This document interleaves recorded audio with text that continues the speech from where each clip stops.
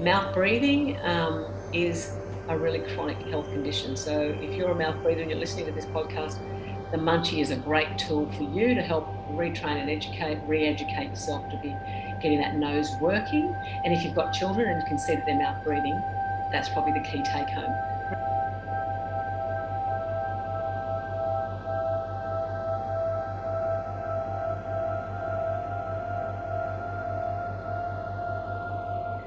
So welcome everybody to another episode of the Awakening Your Health Potential podcast.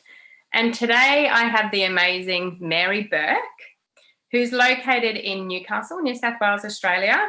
And she is going to talk about the Myo-Munchee, which is something I heard about probably 2014, probably 15, something like that, when I set up a charity working in Tanzania with orphans, and I had a chiro go over, and she, because they had so much teeth problems because they're HIV positive and on so many drugs, and she suggested that we get some Myo-Munchees to take over, and I was like, what's that? So she kind of, that was the first time I heard of it.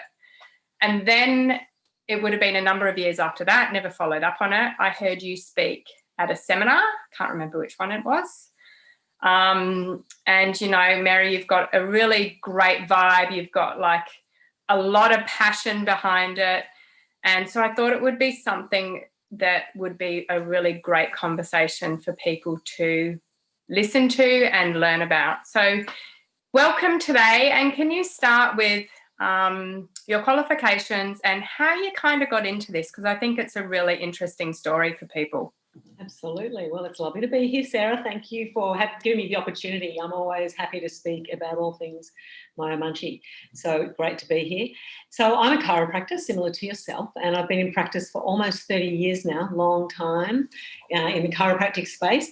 And a lot of the time I've spent in my chiropractic work has been in paediatrics. That's a real interest for me, and looking at learning and behavioural aspects. That was always sort of what I was working with, and movement-based learning and behaviour. I was really interested in movement-based strategies for working with children with learning and behavioural issues. And my father was a dentist, and he invented this product called the Myo-Munchee 50 years ago. And so I grew up with it for a long time. I've known about it and all the dental aspects and even the different TMJ aspects as a chiropractor. Dad was really interested in working with chiropractors, looking at temporomandibular joint issues, using it. So in layman's terms, that means jaw. So I was sort of, I knew a lot of that. But it was really when I started getting interested in paediatrics, I started to really look at the Munchee because it's a chewable appliance, and I started to look at it from the chewing benefits. And so I've spent a lot of time over the last 10 years looking at the benefits of chewing and the profound impact it has on children's growth and development. So that's kind of been the big rabbit hole I've gone down.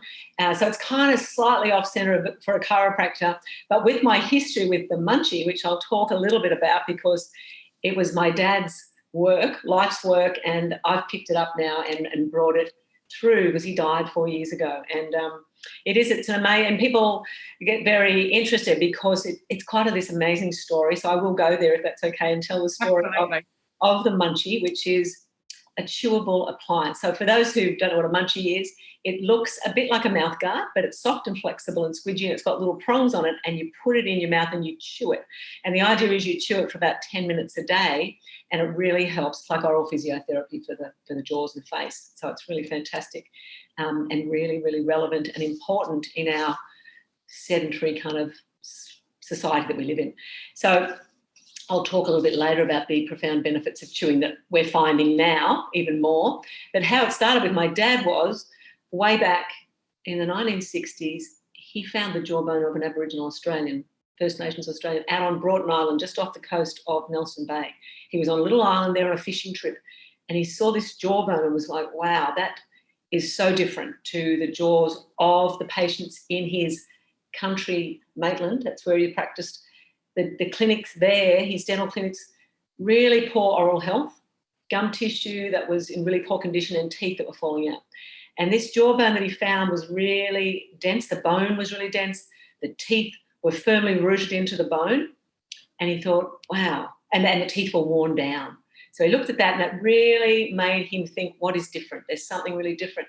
And he came to that it was about chewing. They were chewing really hard things and chewing a lot of them. So it's keeping the bone density and keeping the teeth really healthy. And so he developed this little munchie, and he developed it for adults for periodontal condition.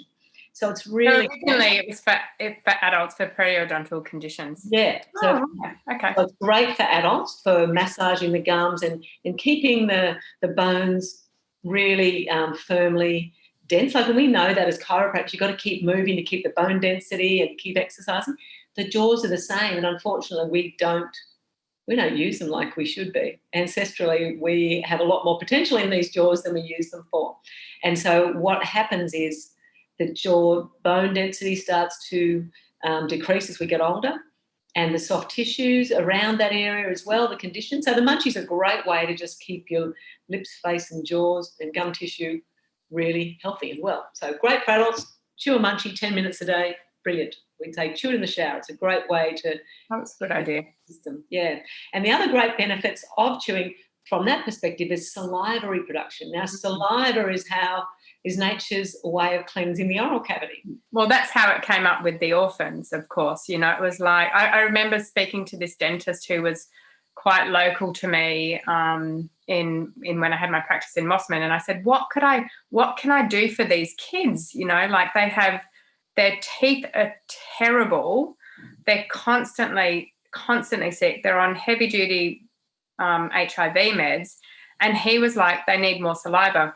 They could chew some chewing gum. And I'm not a great chewing gum fan, but I could see how that could help with them with that specific problem. And then when Tori brought up the Myo Munchee, I was like, oh, that's a great idea. I didn't even know that existed. It is, and it's an amazing thing. And this is what the huge benefits of getting kids to chew the munchie is, the oral hygiene benefits of it. Mm. So that's the original sort of use that it was for. So it was for oral hygiene and cleaning and cleansing, and really good for periodontal condition and things. So then he developed... Hang on just a sec, Mary. How would people know, like, if they're listening, how would they know if they needed to work on their oral hygiene? Yeah, okay. Red, puffy gums that are a bit inflamed, or that if you're flossing and they bleed, that's a classic sign that you've got issues with... Smelly breath. That kind of thing, yeah. Yeah, for sure, smelly breath. And also that teeth. If you're getting holes in your teeth and things like that, the salivary cleansing can also just... The munchie is a great way to get into all the little cracks and crevices and moves everything around very gently as well. So it's that sort of micro movement, I think, that also gets to areas that a toothbrush may not. Yeah, right, okay. Yeah. Yeah. But the gum tissue is usually the thing, and that will come often with particularly mouth breathing at night. If you have a good diet and you do take good care of your teeth but you're still getting issues, it can be that you're mouth breathing at night, and that's one of the classic things that'll dry out and affect the condition of the gums and teeth. Yeah. So that was what the original plan was, and then Dad became interested in children's health, so he looked at developing one. They developed a smaller one, and they did research at a psychedelic university a long time ago, back in the 1970s. Wow. And they found that every child who chewed at between 3 and 6 years of age, they did a big study at the university, it cleaned their teeth as effectively as a toothbrush. So, well, that makes totally sense. Have you got one there that you can just hold up? Oh, I'll grab one sec.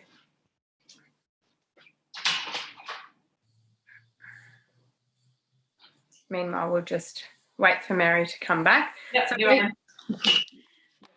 so I forget this is an interview live rather than a YouTube than a podcast. Yeah, well, I mean, it's both. So for people that are just listening, we have to describe it too. But for those that are watching, they can see it. See, that's like that shape. Yeah. And then it's got these little prongs in there.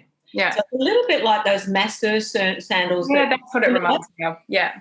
So that's kind of what it's like, and that's what it does. You want to toughen those gums up. We need, and what we would have traditionally had ancestrally was tough gums that were chewing on bones and gnawing and really working hard against a lot of sharper textures and different things. So we're sort of meant to have that, but a lot of the time now, particularly kids, it's very soft, it's very processed, and they kind of tend to avoid a lot of those different textures or harder things that might dig into the gums and things. So, but the gum tissue is a really important thing to set up early on, with strong gums that hold the teeth. So with the children, what they noticed was when the children, so Dad was looking at a lot of these before and after photos of the teeth cleaning, and was showing did a great job. And they also found that it did a great job with improving the lip competence. So they were also testing how strong the lips were, the muscles around that area. And they found with the chewing that children who had weaker facial muscles were getting great benefit. So that was another really big bonus there as well. What he started to see was, as it went along, that the jaws started to change posture as well. Mm. So where there were cross bites or underbites or overbites in this 3 to 6 age group, they were starting to change too. So it was really a powerful concept that if you can get the lips, face and tongue, the function of the muscles working a lot better while chewing this munchie, which has this arch form, it really helped to get that correct occlusion, as we call it, the way the jaws come together, balanced. So amazing benefits. So you get the oral hygiene, you get the lip tone and function. It also promotes the nose breathing, which in this age group, if you can set that up, it makes a huge difference. And it helped to get those jaws in a much more balanced posture. So yeah, enormous benefits early on. And if you're talking like then the health benefits from those type of things as well for people that are, not chiropractors and not thinking kind of further than that. I mean, headaches, immune system, what else? Help me out. From the benefits, kids and speech. Oh, totally. Eaters. Yes, poor sleep, all of that. Poor sleep, yeah. Yes. And then breathing issues. If the breathing issues are not there, it's ear, nose, and throat, tonsillitis, ears, sleep apnea. Then it's fatigue, poor growth patterns, cramps. It goes on and on and on and on. And in terms of like that jaw not working properly. Yeah, it's a really, really foundational piece in human function. And that's what I'm super excited about, because for me, that's the history of it that I was talking about, and with the children. So from the oral health perspective, amazing, and that's great. And so Dad was doing a lot of work with that, and also working what we call orthopedically, which is working with more of that, getting that ideal jaw function and balance. And something that he was really passionate about, and that as chiropractors we are really aware of, is this idea of optimizing growth and function, as opposed to that idea of, creating straight teeth, let's pull some teeth out, let's put some bands on to make this perfect smile. Now, you and I know, after years in practice, we've seen so many patients with chronic neck and head and jaw face pain that are post-ortho, and you're just going, and this is a really, really big deal, because it's not just that pain cycle, but all that other stuff you just talked about. They're often the people who've got sleep disturbance, chronic health issues across the board.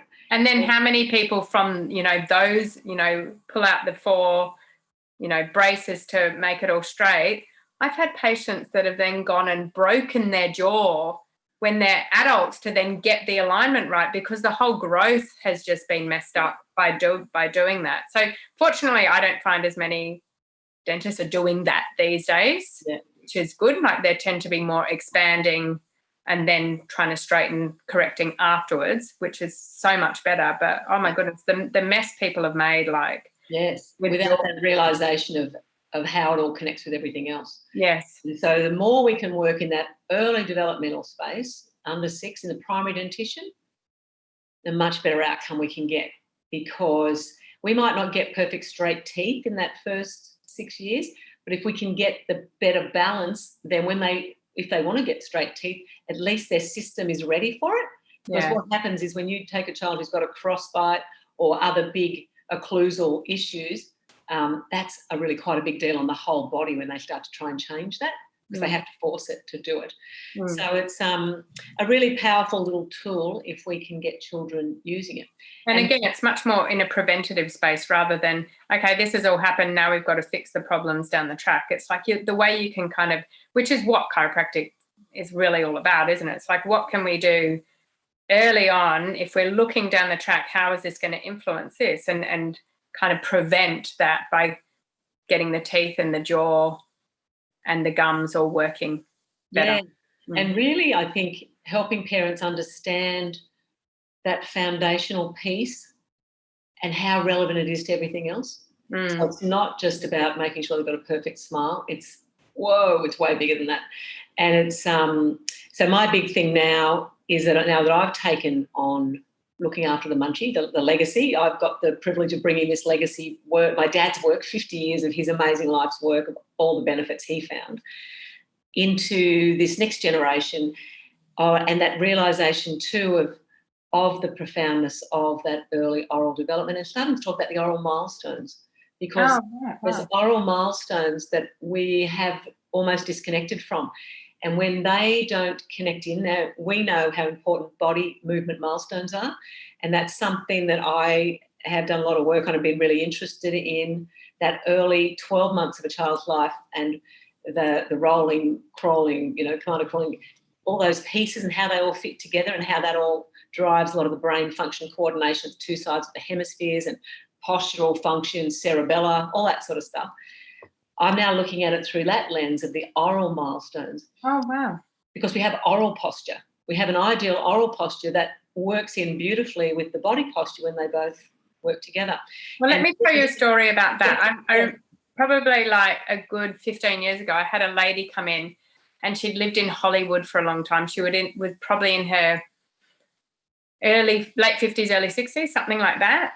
And she had developed a terrible scoliosis all of a sudden because, and she said it was as soon she didn't like the length of her teeth in the smile, so she had her gums shortened to make her, I think it was that way. Either she felt too horsey or they weren't long enough. I can't remember which way, but she had her gum length changed, and she said her whole face went into a big torsion and her body followed, and she was forever trying to fix it after that. Like, that's how, I mean, the proprioception in terms of your teeth and your jaw, which is basically the constant information going into the brain about where you are in space and what your body's doing in space, got so mucked up with her from that. That's amazing. So it's amazing. Like, but to see it was like, but why you would even do that in the first place, I don't know. But when you start messing with that, it will have a big effect. It does. And so what's happening, because I think you just said that then, that amazing proprioceptive information, that lower third of the face has so much brain information coming into it. So each of those teeth is a little biofeedback loop that's sending all this really fine-tuned, amazing neurosensory feedback back. So what's happening with babies now is you've got that first eruption of the teeth, and then the top ones come in and the bottom ones, and they start tapping together. Now, that's how the brain works out. They often do that as well, right? They do. And that's them getting the feedback loop. And so the brain's getting the awareness in that 3D spatial. Like, it's amazing. The whole concept of landing the perfect occlusion, when it's out in 3D space, that child's, it's that oral space. Trying to work it out. Yeah. But what's happening is they're sucking on dummies.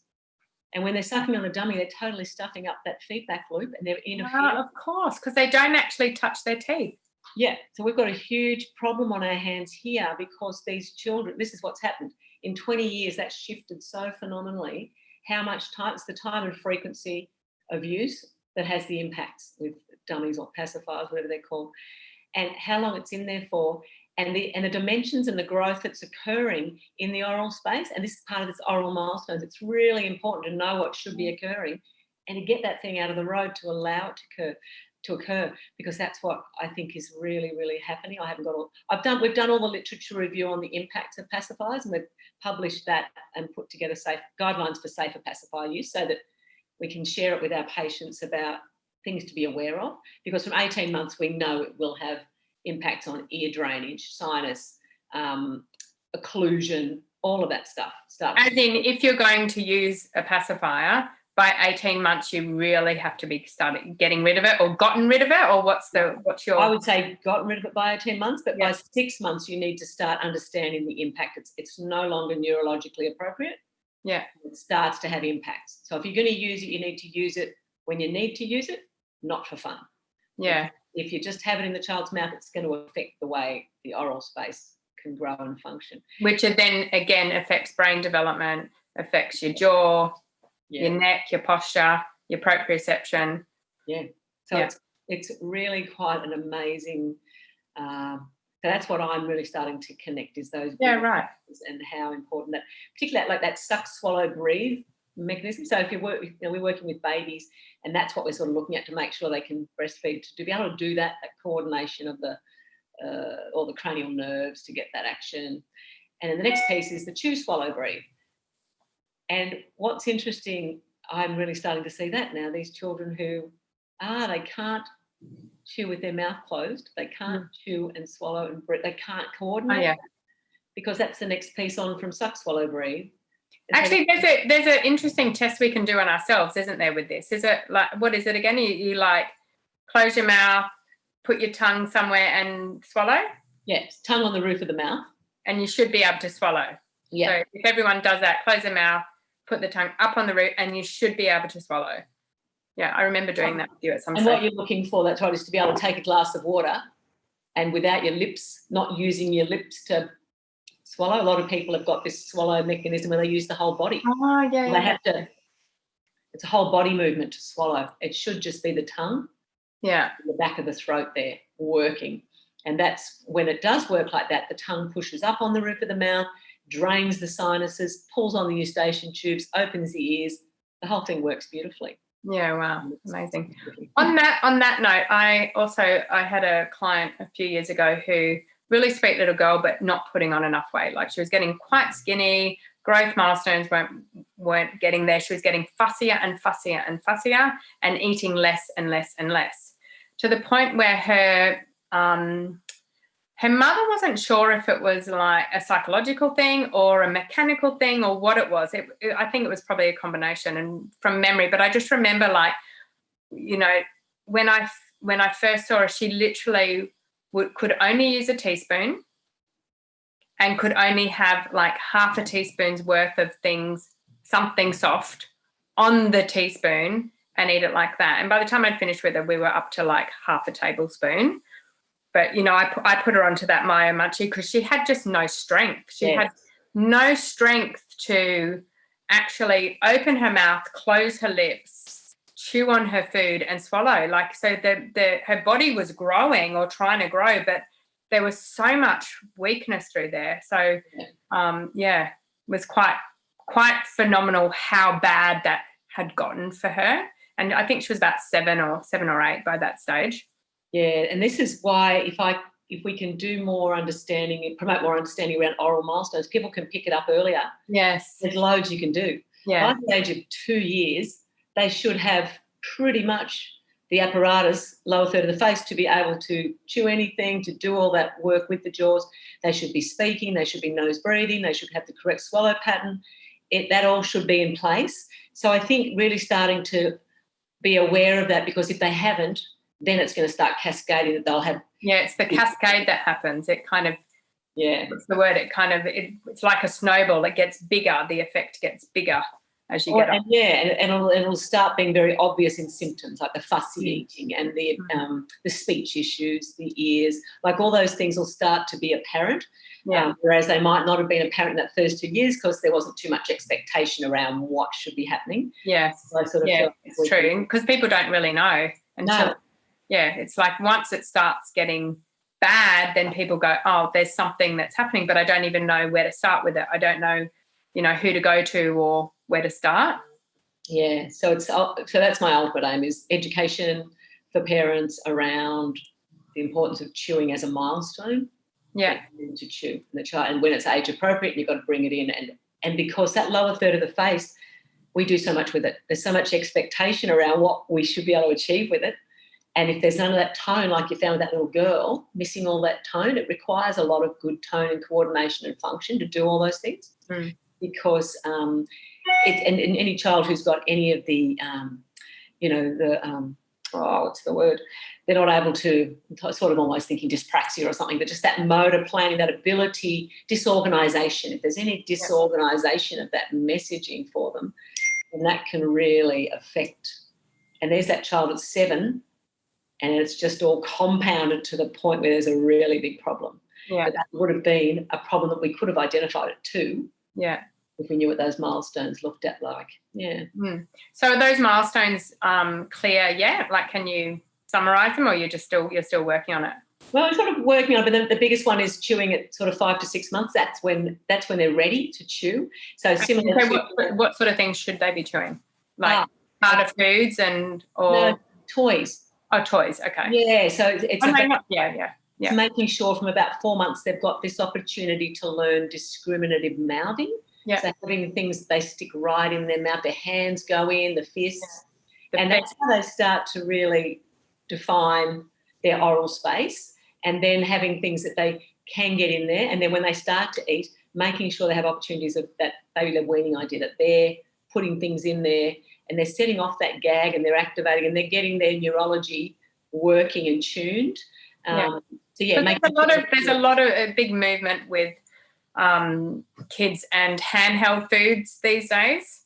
I never got into it strictly. Some people are like, they have to be able to hold everything but I always found it really hard to actually know what they've eaten and what they haven't eaten, and they've just made such a mess that I don't actually know how much they got into them. So I kind of always had a principle that I would kind of, do mushy food that I was in control of and feeding them, so I knew how much they got, as well as some extra bits as they're learning.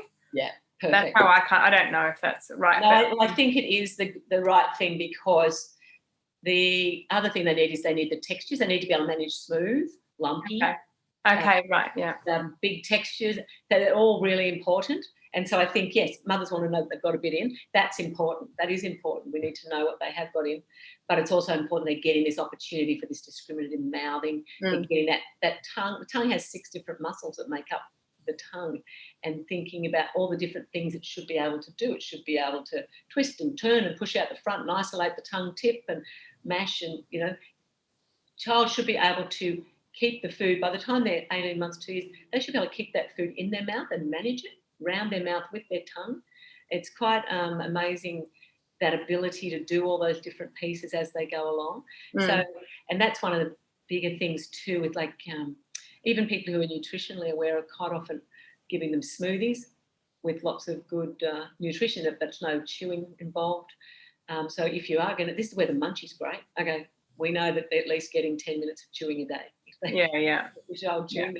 The chewing stimulation while you're doing the other good nutritional things. Because the reality is we're not going to go back to chewing for 5 hours a day. That's not what we're going to do. Yeah, right, yeah. Well, the other place that I've used the munchie in my family, one of my stepchildren was a thumb sucker. And so how old was he? He was 4. He was still sucking his thumb. That's kind of when he came into my life. And so we were, me and his dad were thinking, okay, when are we going to start to talk to him about not sucking his thumb? He'd been quite traumatized, so we weren't doing it too fast. But I said, look, I need to be able to work on those retained neonatal reflexes first, and then we'll kind of intervene with Myo-Munchee.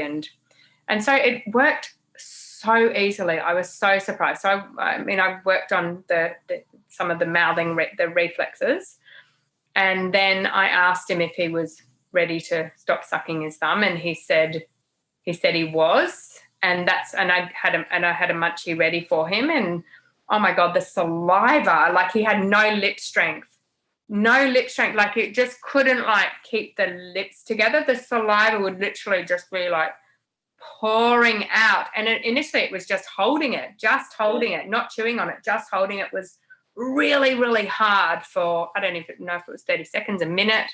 Yeah. And he'd want to keep taking it out, and I'm like, no, keep it in. I'll tell you when to take it out. But, we duct taped his thumb because he said he was ready to do it. The first day he ripped it off and was sucking. The second day I asked him if he wanted to do it again. He said, yeah, I'll have another try. So we duct taped it again, and he left it on that day till the end of the day. And I think he did a little bit of this. I said, if you feel like putting something in your mouth, put this in, because he put everything in his mouth still. And by the third day, he just wasn't sucking his thumb. It was really amazing. But I've recommended it with people that are still sucking thumbs quite old. Yeah. That they can, if they feel like doing it, and you can like tell them that they know they should stop, but they just don't want to give it up. It's like, how about you use when you feel like it, you put this in your mouth and have a play with it in your mouth, and you still have something in your mouth, and it's really good for you rather than your thumb not being so good for you. So I think people find it quite helpful in those situations as well. And that you've brought up a really great thing there, because that combination that was really powerful was you looked at the neonatal reflexes, you looked what was driving that system. Yeah. And then, help the neurology start to work better, then took away the thumb and bring something else in. And so also just checking he wanted to as well. Absolutely. Again, he'd been quite traumatised. Yeah. So it was like why they suck. That's right. Yeah, exactly. That would have been his comfort. I wasn't going to, force him at that stage. Yeah. But he kind of wanted to be a big boy as well. So, that worked quite well. But I have had kids that are like, nope, definitely don't want to give it up. Yeah.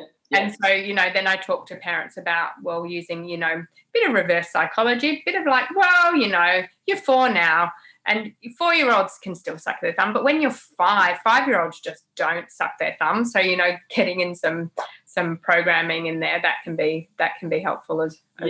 Yeah, exactly. And I think that's really important for parents to understand, is that there's a reason why they're sucking. Yeah, it's complex. They're trying to meet a need, and we've got to try and figure out what is the need. And sometimes it's to control their parents as well, because their parents. That's always that one. Yeah, that's true. And the other great thing about a munchie is that the action of chewing is neurocarminative. So it's actually a really great way for them to get some endorphins and some positive besides the sucking. Is that why we clench our teeth then? It's part of it. It's part of it. So there's different. There's a great paper. There's a great paper written by Leacher Pasquet on biting, bruxing, chewing, and all the research around that. And yet, definitely, that's one of the things that we're doing with the bruxing, and it's normal. It's quite normal to have moments of it. It's when you get stuck in that cycle. It's a big and it's usually when people are stressed or they've got some unconscious stress patterns that are happening. And so it's actually neurologically calming. I didn't actually realise that. Chewing. The action of chewing is when you've got something in there that's chewable. Chewing is very different to bruxing. So, but is that why they do it in the first place? Because they're trying to calm their nervous system? Not necessarily. It can hold the nervous system. It's a great way. Like, that's why when you're often trying to strength, like it'll give you strength. Yeah. In a good balanced bite will give the whole system strength. No, not necessarily. You might temporarily do it, but you wouldn't do it to bruxing's not. I know you wouldn't do it, but I was just thinking, is that part of the neurology as to why people do actually clench their teeth, like when they're sleeping at night? No. They talk about at nighttime bruxing being an airway opening thing, that sort of activating and stimulating the neurology to activate the breathing. Yeah, and trying to drain as well, I would imagine, because it's moving. Different things from that perspective. Okay. There's weakness around there. That's slightly bigger picture. But we're trying to sort of, have all those conversations so people can hopefully work out from even this conversation we're having. Yeah. If they've got a child that's thinking, my child grinds at night. Oh, what's going on there? Yeah. Yes, trying to uncover and unravel what that's about. And sometimes it can be because there's a lot of this imbalance in the jaws and things too, like you're saying with the thumb sucking. Sometimes they're trying to stimulate the balance that should be there, because the tongue should ideally sit on the roof of the mouth and stimulate the endorphins and the pituitary and the, to release and stuff. So it's kind of, they're trying to create that. But the munchie can be a good way of helping them stimulate their own ability to do that with, chewing. We've been given this physiological movement that was really helpful for us, but we just don't do it enough to get the benefits, which is interesting. Yeah. And it's kind of like I often talk to people about upgrading your habits. So it's like, if you're a adult, say, because we've talked a lot about kids. So if you're a kid and you're a thumb sucker or you put everything in your mouth, or you're an adult and you smoke or you put food in your mouth, and it's part of that kind of rooting reflex that might be still a bit activated, and when people go to food and stuff, by actually putting something in your mouth like a Myo-Munchee, it's still that pattern, but you're actually doing something. You're replacing it with something that's really good for you instead of something that's really bad for you. So you're just upgrading that habit. You still need to deal with the reason why you need to do that, but it's a really good kind of habit replacer and upgrader while you're working on the other stuff. Yeah, bit of a circuit breaker too, yeah. Yeah. It's interesting. There was someone last year who was doing some work with self-harming teenagers. Oh, and yeah. she gave a couple of them a munchie to try, and that was profound. Wow. It was a tool they were able to use to help self-regulate. Oh, wow, that's amazing. It is. So chewing, and there's some really interesting research out there on those sort of benefits of chewing, on that huge neurological benefits of it. And the calming aspect would really come up with that too. Wow, that's quite fascinating. So that ability to self-regulate, and that suck, swallow, breathe that we talked about before, it's that foundational piece.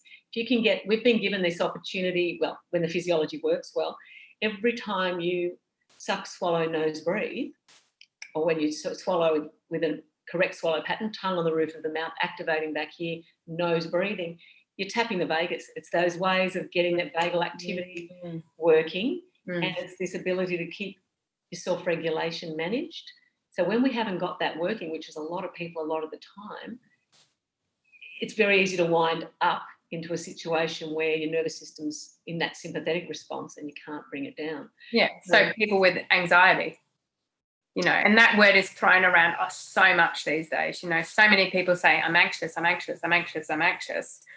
Something like a Myo-Munchee would be so easy to use, and again, helpful for that, but then so beneficial in other ways as well. It's kind of got multiple levels of benefits. That's really fascinating. It is, and that's what's I think super exciting and powerful, that it's a little piece of connection. This thing on its own can't do amazing things, but your physiology, your body's ability to self-regulate, and if you can just tap back to that, it's a great way to tap back to that.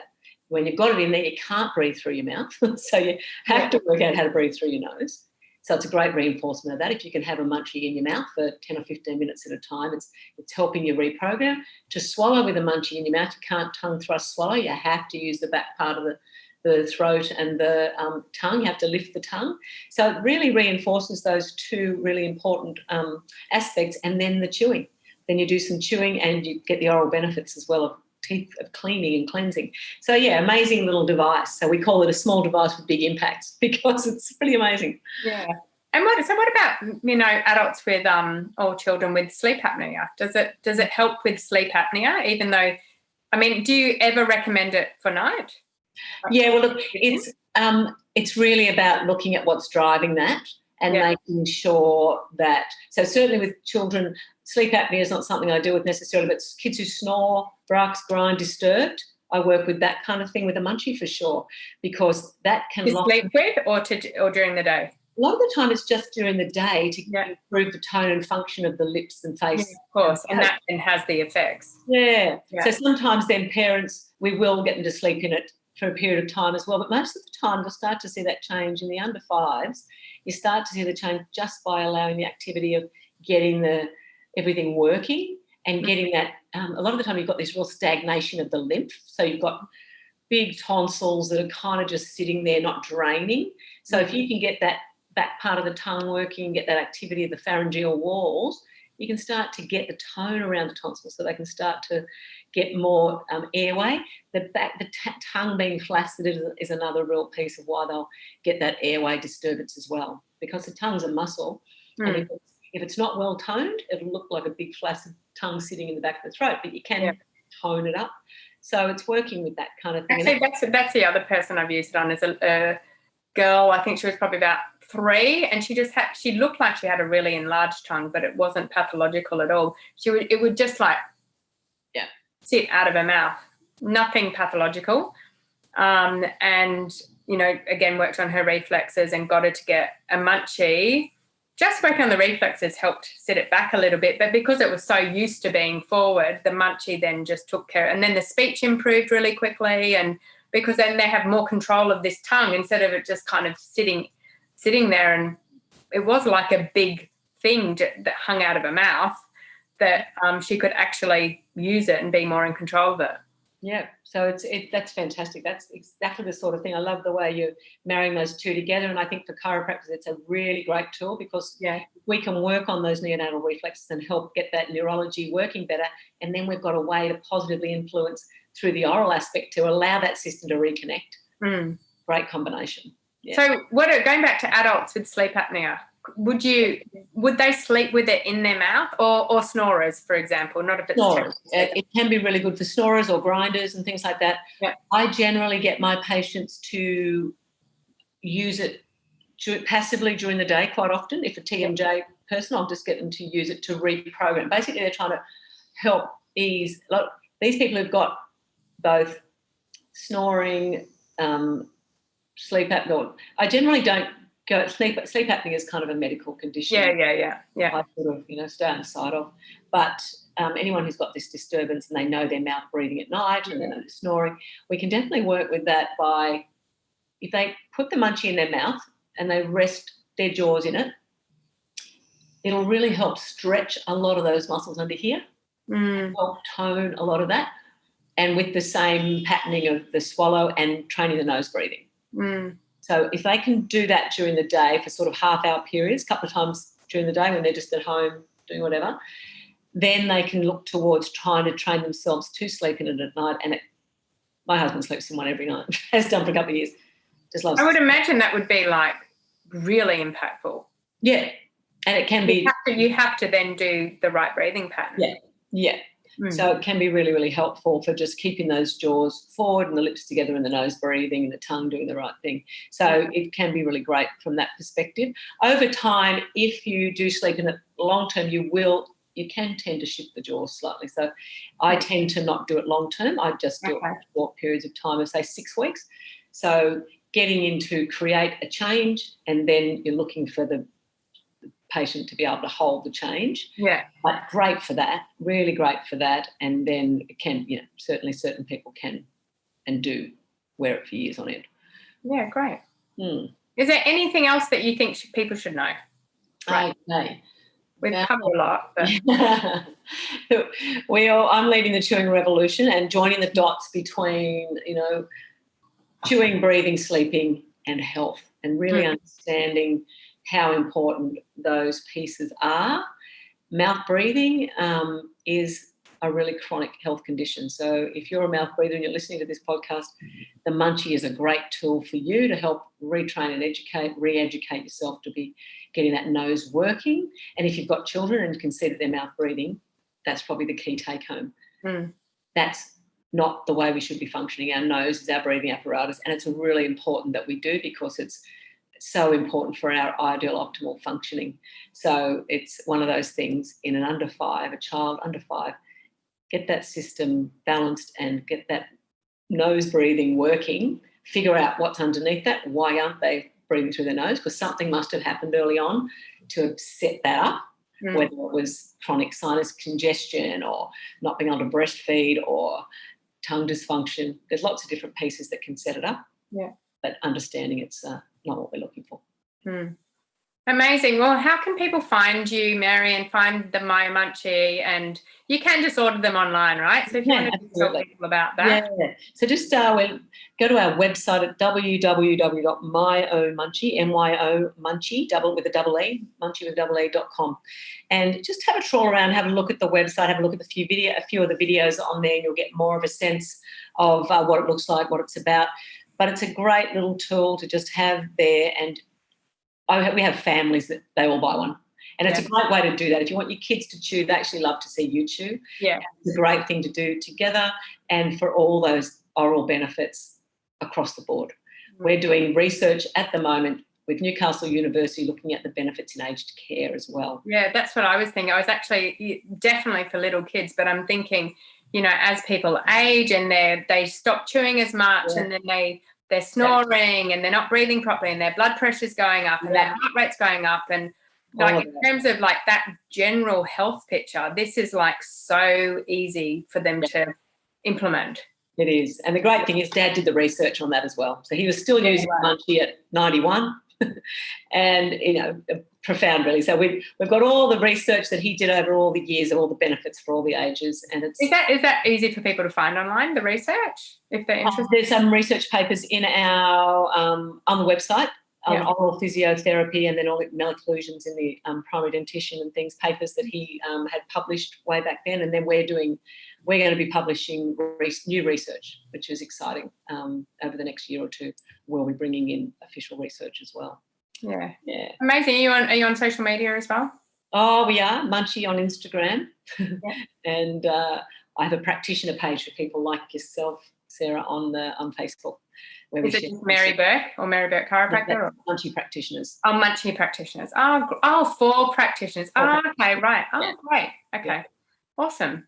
Excellent. Well, Mary, thank you so much for all that information, and I'm sure that that's helpful for people, and just putting it into context of like the relevance of it, because if people don't have like any context, like they may not even be thinking how that could possibly help them. And like you said, it is such a simple thing and takes a really small amount of time to have quite a big impact on so many different health conditions. So I think it's amazing. And what's amazing is silicone, isn't it? Yeah.